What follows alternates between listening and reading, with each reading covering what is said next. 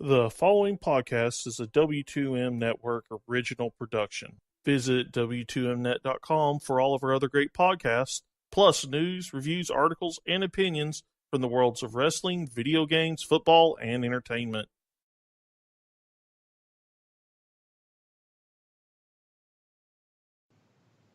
And we are live to tape on the W2M Network for the Wrestling to the Max Smackdown live review. I almost said soccer review because that's what we were discussing before the show started. This is what happens when we're recording at 12:30 at night and I haven't slept well the day before. Get your head out of the clouds, Harry. As he just mentioned, I am your host. My name is Harry Broadhurst. Joining me, as per usual, my co-hostess with the mostest, Liz Pugliese. Hi. And we officially become a three-person, I guess, technically, booth as Brandon Biskobing officially joins the team tonight. Huzzah! I finally become the third man. Yay. I feel like it's becoming a recurring theme of all of my shows having at least three people. Patrick Ketza, watch your ass. You're next. And get ready. You get to deal with me 2 days in a row now, Harry. Yeah, you would think so, but the football show's coming close to its wrap-up for the season, so I really don't. Unfortunately. All right, so what do you say we go ahead and get into this week's episode of SmackDown Live as we are getting closer and closer towards WWE Fastlane, March 11th in Columbus, Ohio. Let's do it. Okay. Our opening promo, scheduled for 15 minutes. Okay, maybe not. It just feels that way. Yep. Is Shane McMahon. Shocker. And then Daniel Bryan. Wasn't it Daniel Bryan who started this whole thing? No, it was Shane. Oh, yeah, you're right. Shane first. Shane introduced Bryan. Bryan got interrupted by AJ Styles. So Shane calls out Daniel Bryan to explain the main event for tonight, saying that while he will enjoy watching Sami and Kevin beat each other up, somebody else other than Sami and Kevin needs to be getting shots at AJ Styles. Bryan comes out and raises the point that you saw what happened at the Royal Rumble. The referee's ineptitude screwed Sami and Kevin. AJ Styles comes out and says that he's ready to defend the title, but he can't stand management obsessing over who his opponent is going to be. Frankly, as long as they stay out of the way, AJ will handle business. Liz, I want to get your thoughts first. What did you think of our opening segment tonight? I mean, I was glad I missed the first few seconds of it because it's just more of Shane or Daniel, running them out. I thought it would get a lot more interesting when AJ came out, but it really didn't. I don't know. Shane is just Shane. It's just there. It's the same old same every week. Brandon? I mean, I like this whole opening segment, mostly for AJ, because he basically said what we've all been thinking for the last couple of weeks, and he's more or less been saying for the last, month or two that, no matter who he faces, he's still going to win no matter what. And basically he more... Whereas he hasn't really said it directly over the last couple of weeks, he pretty much said it directly this week. He's like, stay out of my way, get out of the picture, let me handle business. Shane, I'm going to do exactly what you want me to do. And Daniel, just stay out of my way. Simple as that. And, we'll talk about it later, but, I have a feeling that AJ will do exactly that moving into WrestleMania. Well, first there's a little matter of 4 weeks from tonight to get through, and I guess since we're opening with this segment, we might as well go all the way through on the main event level storyline here.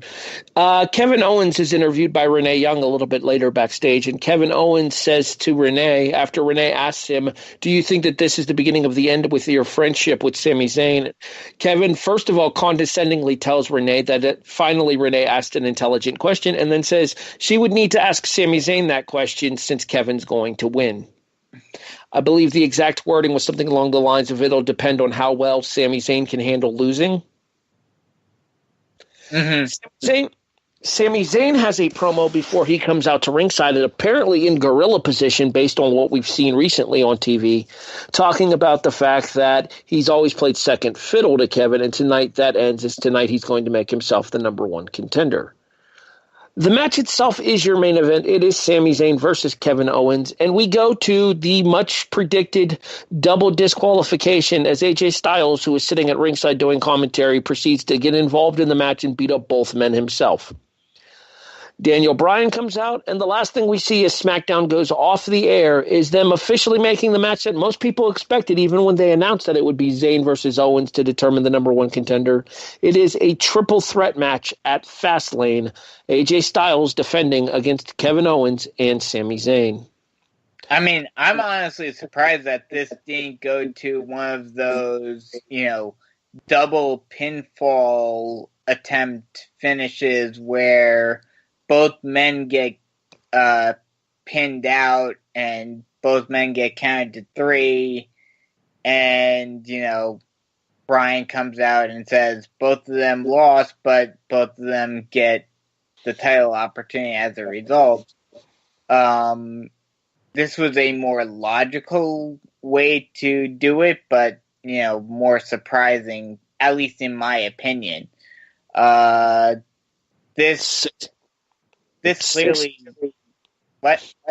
6 of one, half a dozen of the other to me. I mean, I think pretty much everyone saw some kind of wonky double finish coming here, double pin, double count out, double disqualification. It is what it is. We kind of expected this triple threat, even though this match was announced. Liz, agree or disagree?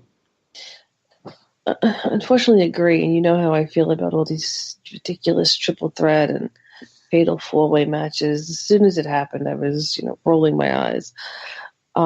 It's for me, it's dumb because I'm just over them. It's like every other title match or the last one, the last Royal Rumble. It was a triple threat. It's like, come on, give us something remotely new. Come up with something because for me, it's boring. At least in this, excuse me. At least in this situation, I understand why they're doing it because they're setting up I'm assuming at this point, because it would just be way too predictable and way too blasé to do a Kevin turning on Sami feud. Oh yeah, they totally just can't do that I'd like to see a Sami turning on Kevin feud with Kevin actually turning heel or Kevin turning face for once. With Kevin being the face opponent for a Sami heel opportunity at Mania, which I think that's what will happen in this match. Maybe I'm just a little bit too hopeful, but that's what I'm expecting moving forward into Fastlane. If I had to place a bet, I'd say Sami Zayn and Kevin Owens end up in a multi-man ladder match for the U.S. title at WrestleMania, but that's just me. I'm thinking Sami versus Kevin, with Sami being the heel at Mania. But how many times? I mean, even as Sami and Kevin, whatever, that's the history, but they just did the whole...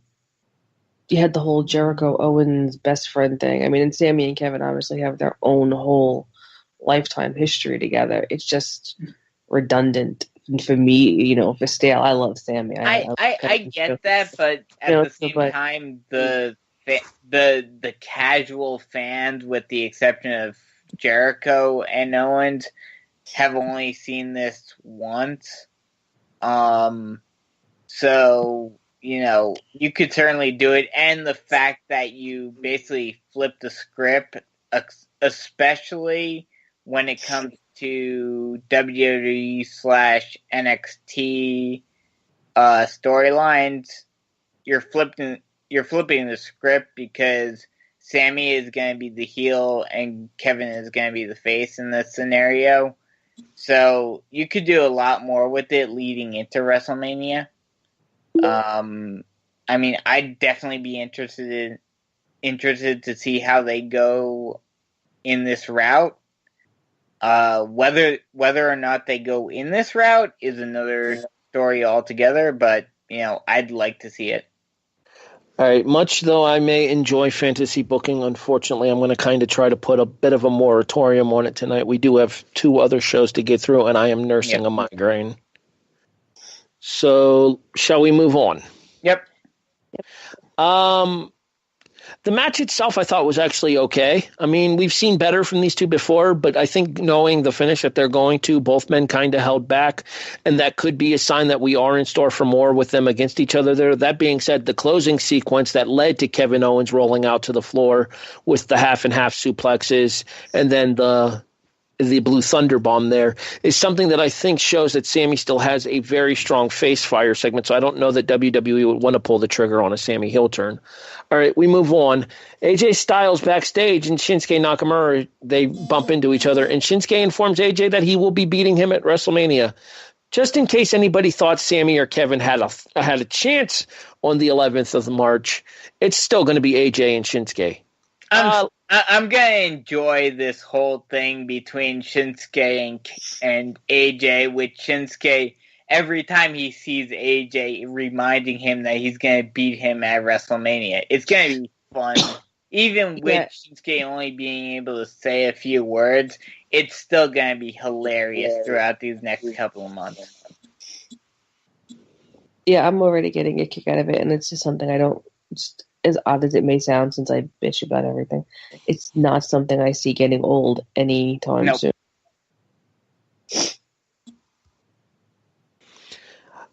Do you think that this is a problem, though, with them so blatantly telegraphing AJ and Shinsuke that it's kind of making the main event of Fastlane kind of a foregone conclusion? Liz?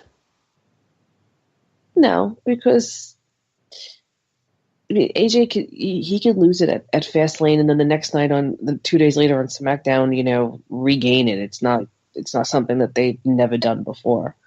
And I honestly wouldn't mind if they did that, and if Shinsuke ended up facing somebody else at WrestleMania, I really wouldn't mind that either. Yeah, I mean, I don't see this as them really telegraphing the WrestleMania main event.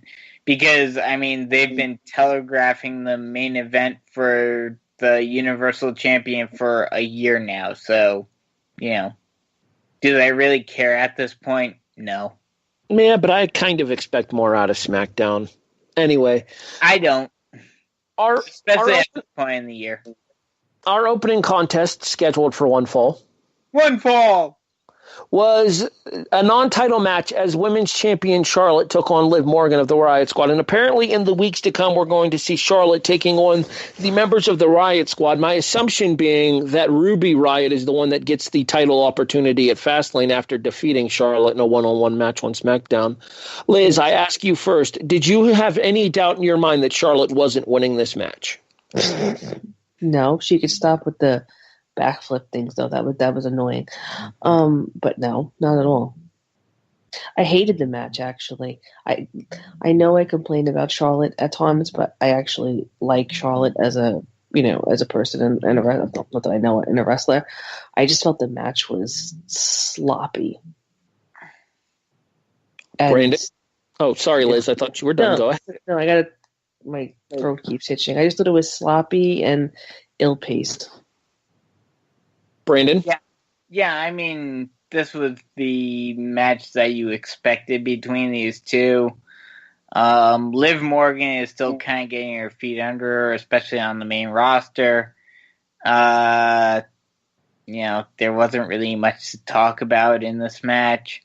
And you expected Charlotte Flair to win. And like you mentioned, Harry, this is leading up to Charlotte being the rest of the Riot Squad and then proceeding to face off against Ruby at Fastlane and then beating her and then presumably, hopefully, for my sake, facing off against Ronda Rousey at WrestleMania.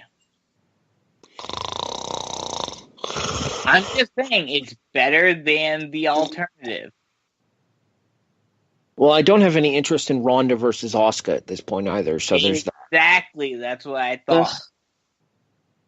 Yeah, Liv, in my opinion, is probably the middle ground of the workers when it comes to the Riot Squad. I would say Liv is a better character worker than Sarah is. I think Sarah might be better bell to bell. That being said, I don't think there's any question that Charlotte and Ruby Riott at Fastlane's where the money is in regards to the women's division, and they may or may not end up doing something with Carmella as well going into the Fastlane pay-per-view. Jesus, you think? The question is now, especially if you've got Ronda presumably going after Charlotte at Mania, where does Carmella fit into this? Because I have a feeling that they're going to go almost automatically up until Money in the Bank until she cashes in. I wouldn't be surprised to see the women get a battle royal on the pre-show, much the same way the men get the Andre. Yeah, but I just have a bad feeling that they're going to I was happy to see it last week that they didn't completely forget about it, but I have a feeling that they're going to completely overlook the Money in the Bank and then basically completely forget their whole rule of year in equals her relinquishing it. I don't think they're going to forget about it. I think it's kind of on the back burner right now because of all the other plans. Not to mention, we've seen this happen before. Ziggler waited until the night after WrestleMania. Edge went all the way up until the first pay-per-view of the following year. So it's not like we haven't seen these long waits for cash-ins before. True. Moving on, our next contest is a tag team match, playa, scheduled for one fall. One fall. As the Bludgeon Brothers take on another pair of jobbers. Bludgeon Brothers very quickly over in about a minute and a half. But the important thing isn't what happens during the match, it's what happens immediately after the match. As the Bludgeon Brothers are celebrating, I guess, in a kind of metaphorical sense, their victory, the Usos come down and interrupt the Bludgeon Brothers, much the same way that the Bludgeons did the Usos last week on SmackDown. Brandon, you were with me last week on SmackDown, so I'll go to you first with this one here. I mean, it's blatantly obvious that it's Usos and Bludgeon Brothers at Fastlane for the tag titles. Here's my question. Where do you go from here? Well, I think the way they go from here is over the next couple of weeks, they're going to have the Bludgeon Brothers beat jobbers very decisively, with the Usos interrupting them afterwards. And this is going to continue over the next couple of weeks or the next week or so until the Bludgeon Brothers say, hey, we want a title opportunity, and the Usos say, okay, you're on, and they make the match for Fastlane. Liz, do you have any interest in this matchup? We've seen it before back when the Bludgeon Brothers were a member of the Wyatt family, and it was actually very good back then. But do you have any interest in seeing this incarnation of Harper and Rowan taking on the Usos with the SmackDown tag titles on the line? I just think it's time for if they do end up having a match for the titles, then I think it's beyond time the Usos, drop it, because then it just defeats the whole purpose of the Bludgeon Brothers being this dominant tag team that runs through everybody. But I think they have to start running through some more formidable, have some bigger matches. Who did they fight? I thought they fought the Ascension tonight. Or was I out of my mind? No, they fought a couple of jobbers. Oh, I missed something. I saw him in the ring with took on the Ascension later on in the show. Get to that match in a bit. Sorry. I apologize. I missed something. They have to start having bigger matches. They have to take on Shelton and Gable. They have to take on the Ascension or the New Day, whoever. Because if they're just running through jobbers and then they go to the Usos, whatever. They have to start having bigger matches. I'll agree with Liz to an extent. I'm okay with them running through jobbers up until Fastlane, and then them beating the Usos at Fastlane.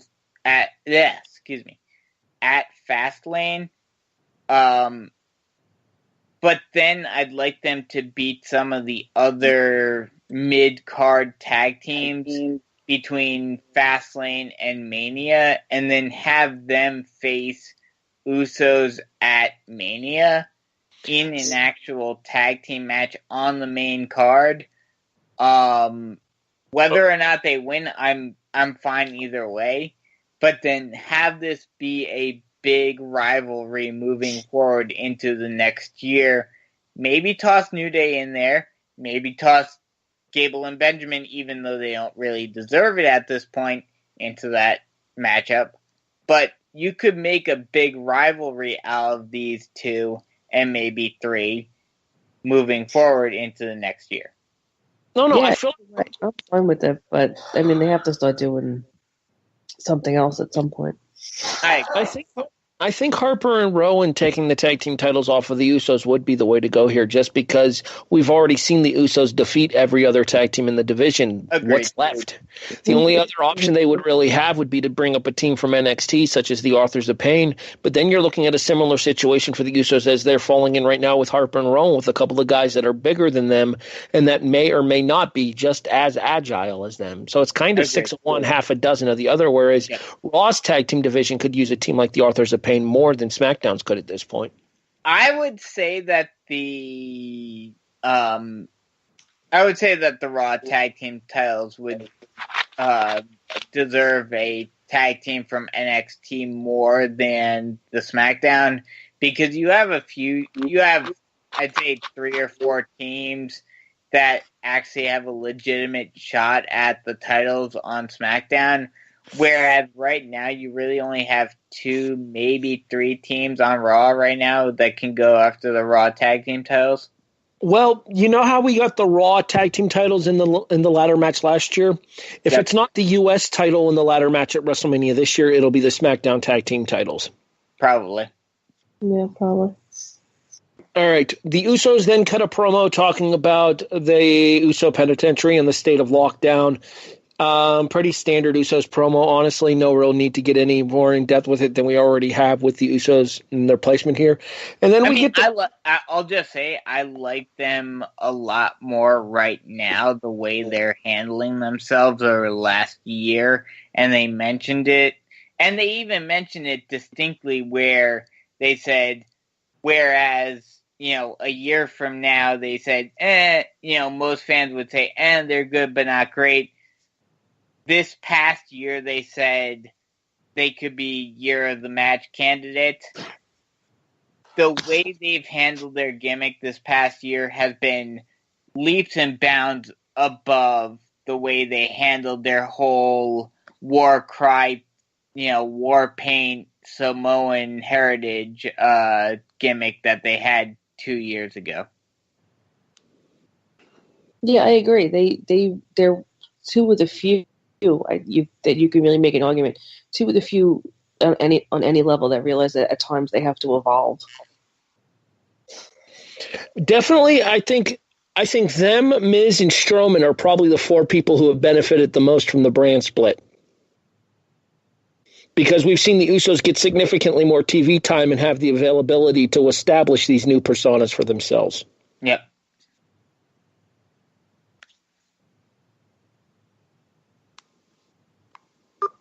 Oh, it didn't work. I had a sound clip ready and it didn't work, and I'm a little disappointed by this. I must stay. I'm a little disappointed by this. Liz? Yes. Do you know what day it is? It's Rusev Day. Do you know what day it is? It's fall. It's Rusev Day. It's Rusev glorious day. As Rusev challenges Bobby Roode for the United States title, and unfortunately, our beloved Rusev is unsuccessful in his quest. 15 minutes and 50 seconds, Liz. Bobby Roode picks up the victory, hitting the glorious DDT on Rusev here. The post-match we will touch on individually here. Let's talk about the match itself. What did you think? I liked it. I thought it was a pretty good match. I'm glad they gave it some time. People want to see Rusev, so at least they're giving us that. Brandon, your thoughts on the match itself? Yeah, I mean, the match itself was fine. Like Liz said, they gave it a good amount of time, which was good to see. And, I'm Personally, I'm glad that Bobby got the win, but I was still glad that they gave it a good amount of time to give both guys a bit of a push. How dare you have such schadenfreude? I'm sorry. I just... You're delighting in Rusev's misery. You are a terrible person on this Rusev Day. Glorious! Well, Bobby didn't fare much better after the match. Yeah, I'll give you that. So what, is Orton coming from ringside through the crowd and RKOing people going to be like his new shtick? Pretty much. This has been his shtick since what, October. Well, no, since July. Well, he did do it to Mahal when he was doing that in-ring celebration. He RKO'd him on that carpet. Exactly, in July. And then Shinsuke kind of ate one in that match right before the Royal Rumble as well. Yep. In the match that Shinsuke had with Baron Corbin. In this particular instance, the victim is Bobby Roode. I got to tell you guys, I don't think I would be opposed to Bobby Roode versus Randy Orton for the U.S. title at WrestleMania. I'd be okay with it. The problem is setting it up this early tells me that we're probably getting Bobby Roode versus Randy Orton for the U.S. title at Fastlane. Which, I'd be okay with that because that could set up something for, Rusev attacking whoever wins afterwards and setting up a Rusev versus either Orton or Roode at Mania. I feel like we've seen enough of Rusev and Orton. I agree with this, but, Liz, this is a different Rusev. Liz, where do you fall with the involvement of Randy Orton post-match? Since I wasn't really looking at my screen, too much, it caught me off guard, so I really got into it. I was fine with it. He's still active. You got to figure they're going to be doing something with him, sooner or later, and he's been kind of quiet, like you were saying, so I'm fine with it. I could get behind a Randy and Bobby feud. For all this talk of Cena winding down, you would think there would be more talk about Orton winding down as well. They both debuted in the same year, and Orton actually debuted about 2 months before Cena did on the main television show. Yeah, I think the difference in terms of that is that Cena has been the guy for, 12, 15 years. Excuse me. I think that's only part of it. I don't think Orton has the outside interests that Cena does. Well, that too. Well, but I think part of that plays. Let her finish, Brandon. Okay. No, it's fine. He does. I don't think he has the outside interests that he does, and he doesn't. It's not like he works a full house show schedule, as far as I know. I don't think he does, at least not regularly. And he's still in great condition. They both are. So. And I think comparing Orton to Cena in terms of winding down is apples to oranges. I agree with that because Cena, because he's become bigger than the WWE now, because he has been the guy for 10, 15 years. He has become, bigger than the company, so he can go to Hollywood and not have any problems. Whereas Orton has always played second fiddle to Cena, so he still needs the WWE to make his money. I don't know if I agree with that. I think Orton's been one of those frugal guys who doesn't have a whole lot of expenses there. The only thing I can really think of is he does have alimony with his ex-wife. I don't know if him and his ex-wife have any kids or not. So, he has a daughter. Is that with his current wife or with his ex though? His first wife, Alana. He has 2 biological children and 3 stepchildren. He has 2 biological daughters and 3 stepsons. Liz is a little bit of a stalker. Good to know. No. I follow the man on Twitter. I've been following him for how long? Plus, his wife and child have been in videos and stuff with him. I don't think it's necessarily that he lives a frugal life, because his current wife, it's pretty sure she knows how to spend the money. But I mean, he's been around for a while. He has to make good money, merchandise, all that stuff. Probably like a lot of them these days, he knows how to invest. He knows what he's doing. He probably just really enjoys what he's doing, Yeah, Oren seems to be one of those guys that, his family has been in the business for generations. He doesn't seem like the type like Rock or Cena who is going to say, you know what, screw you, WWE, I want to make more money elsewhere. He seems like the type of man that wants to stick with the business. That's okay. To be fair, that's kind of an unfair comparison in regards to Cena, because Cena's gone above and beyond to come back to the WWE. When I'll agree with that. Realistically speaking, if he wanted to go to a full-time Hollywood schedule, he could have years ago. I agree with that. All right, Liz, our final contest scheduled for one fall. One fall. You stepped on her line, Brandon. Hush! Fine. I stepped on his line. It was your turn to say it. Anyway, backstage promo real quick with Gable and Benjamin talking about the frivolity of the Fashion Police, and then say that they're going to take out their aggression this week on the Ascension. The match happens immediately after said commercial break, and Gable and Benjamin do exactly what they say they're going to do, as Benjamin pins Victor, happy birthday, Victor, following the Doomsday hooking clothesline. The powerbomb clothesline combination there. Your thoughts on the tag team match here and the continued attempts at rehabbing, I guess you could say, the team of Shelton Benjamin and Chad Gable.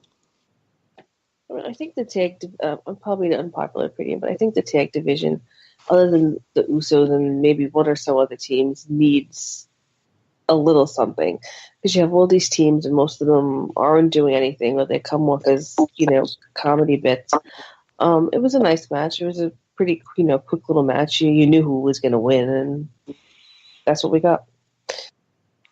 She mentions that it was a quick match, Brandon. It was about 4 minutes. What were your thoughts?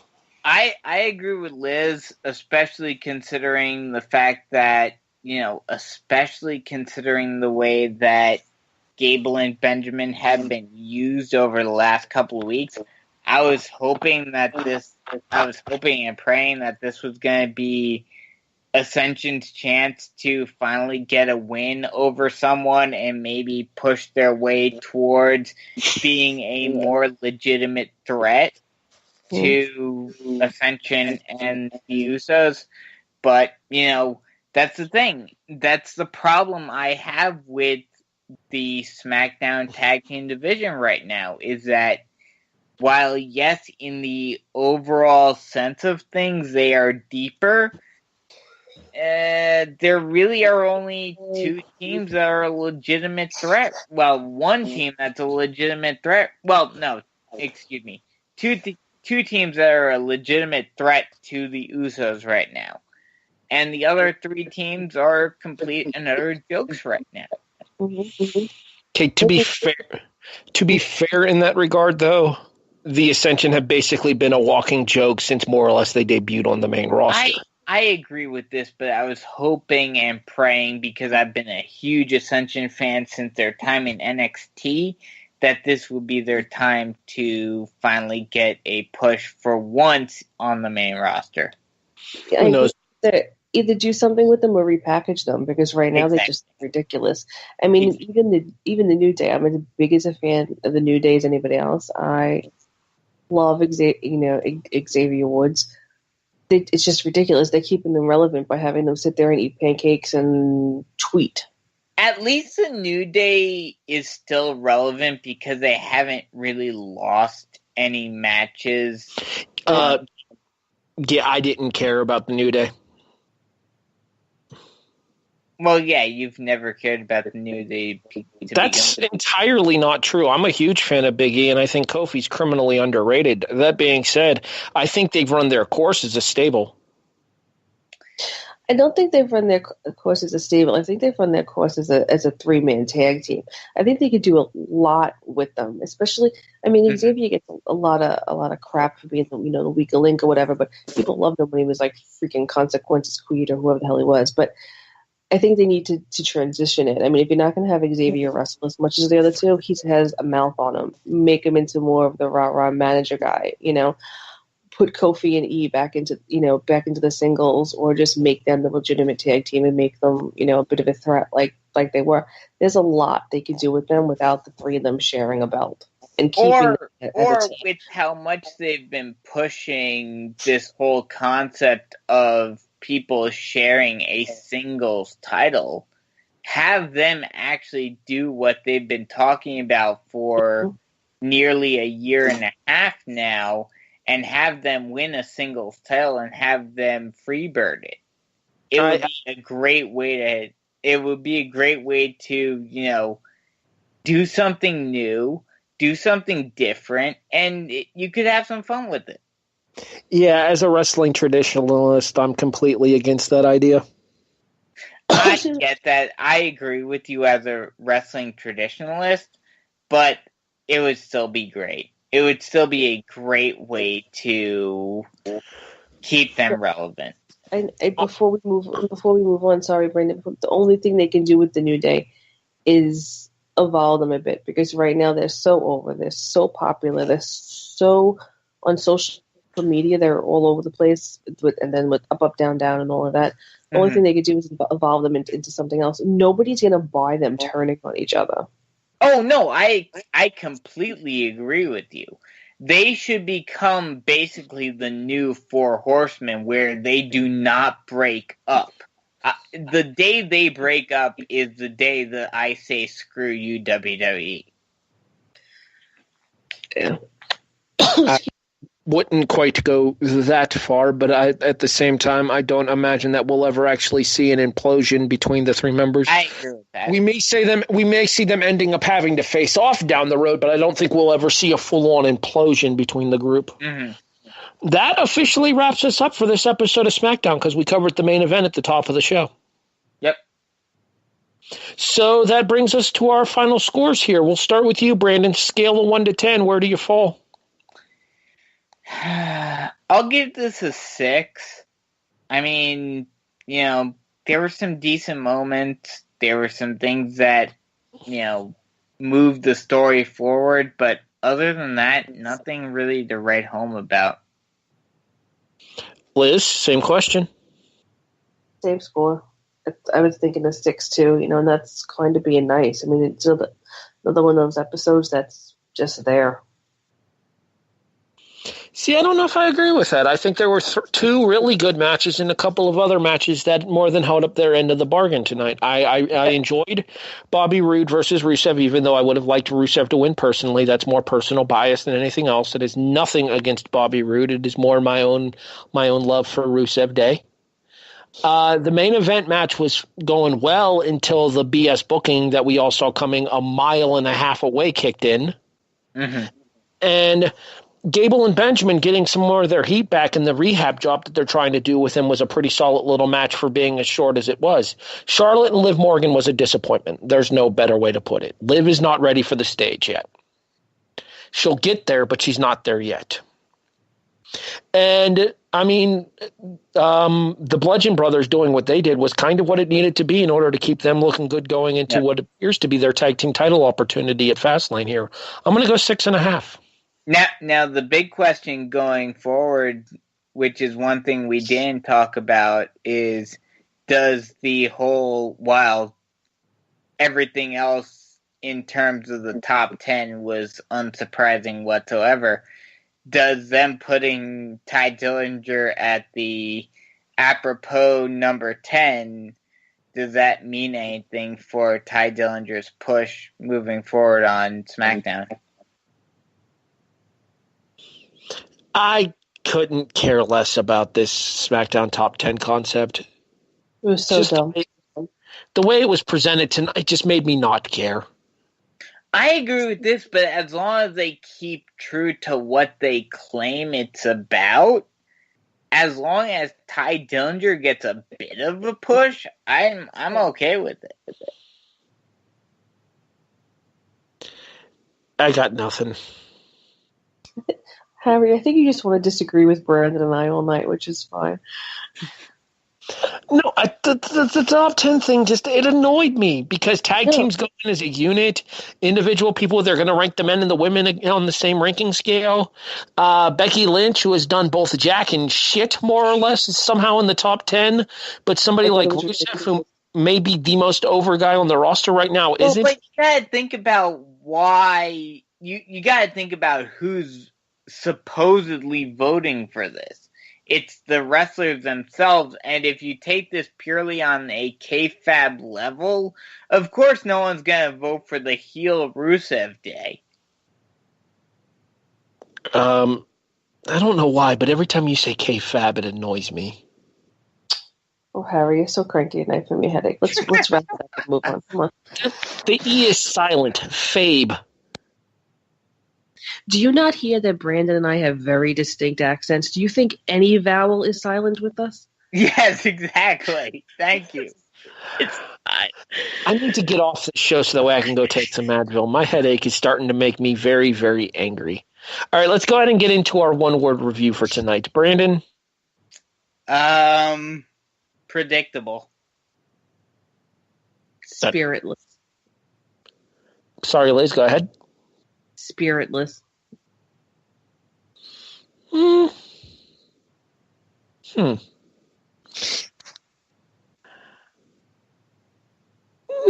Harmless for me. That's a good one. I like that one, Harry. It was 2 hours that went by pretty quickly with a couple of good matches, and I didn't feel like I had wasted my time watching it. There have been certain episodes of SmackDown recently that have been a chore to sit through. This was not one of them. Yeah, I was kind of glad I was sick and other things these last couple of weeks because I don't know how I would have spoken about them. All right, Brandon, go ahead and plug your fantasy football podcast coming to the network.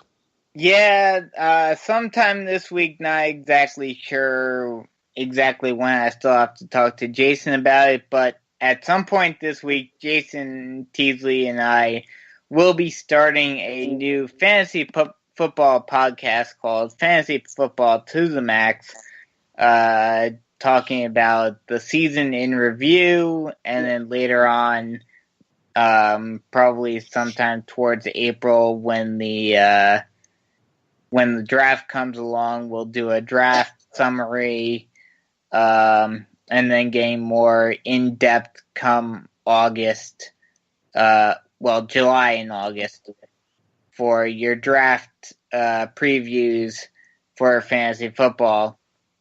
So, stay tuned for that. In addition, you can check Brandon and myself on a little show we like to call The Kickoff every Wednesday night here on the W2M Network. Me, Brandon, Eric Watkins, and Jason Teasley now involved on a regular basis as well, as Sean Garmer is our producer / occasional contributor. We will talk the Super Bowl this week. We will take which I think none of us got right last week. Jason actually did pick the Eagles, so we let the new guy beat us. Great. That's a great way to start the new year. Trying to do a wrap-up here, Brandon. You're killing me, Smalls. Anyway. As we will bring you our Super Bowl breakdown show, we will discuss the second highest scoring Super Bowl of all time. And in addition, we will mention the fact and get you all set up for our show in 2 weeks. That will be the 21st, not the 14th. Certain people have other plans that day, not mentioning any names myself. But we will be back on February 21st as well with our year-end awards show. And then we will be going on hiatus until sometime in April when we preview the draft. So make sure you check out this Wednesday night's episode of The Kickoff for our Super Bowl review, as well as in 2 weeks on the 21st as we will present our year-end awards. In addition, possibly, I have to talk to Patrick Ketza about this, the plan is to bring back Wrestling Unwrapped this Sunday. Will that happen? Will it not? Stay tuned for more details. Dun, dun, dun. I need another show. Jeez. Well, you're in the process of trying to put together something else, Liz, if you want to kind of mention that on air. Who, me? I am? What? Yeah. Oh, the Doctor Who thing? Yes, you and Paul were talking about a Doctor Who thing. Yes, we were. When the new season starts, maybe right before to do a recap, I have to work that out, I guess, with everybody. The new season with the 13th Doctor, we're going to try to be starting a podcast to review it. Well, the good news is that Paul has the availability to record himself. So while Brandon and I have to rely on Sean, you won't have to deal with Sean for that one. So consider yourself lucky. Well, you and I also have to rely on Sean for another show that we're planning on doing. Yeah, we're still working on that. We still got to put the details together for that. That'll probably happen while the kickoff's on hiatus, Brandon. Good Lord, cranky ass Harry having a bitch at me. Yeah, I didn't know how to respond to that. Show up, Sean. Yeah, I'm also a Doctor Who fan, so I might show up on that podcast. So you can hush your mouth there. I didn't know how to respond because it kind of sounded like I didn't want to deal with Sean, and I'm like, wait, what? That was me saying you didn't want to deal with Sean because I'm in a bad mood. Actually, we have so many freaking Doctor Who people on the staff that it might be very rotating, which is kind of cool. Yeah, and my friend wants to join for that, so that would be cool. What's with you, Harry, tonight? I've had a migraine all day, so frankly, even the smallest things are annoying me. Okay. I feel like ever since this podcast has started, Harry's had like every week he has something wrong with him. So, I know, and then I catch. Do you need me to just take over, Harry? No, I got this. I just need to wrap this episode up. So far, executive producer Sean Garmer, my co-hostess with the mostest, Liz Pugliese, our newest third member of the team officially, Brandon Biskobing. I'm Harry Broadhurst. Thanking you for listening to the Wrestling to the Max SmackDown Live review here on the W2M Network. I'm going to go find some Advil. We'll be back in about 5 or so minutes, well, whenever availability hits on your listening choice, with the 205 Live and Mixed Match Challenge reviews. Check y'all later.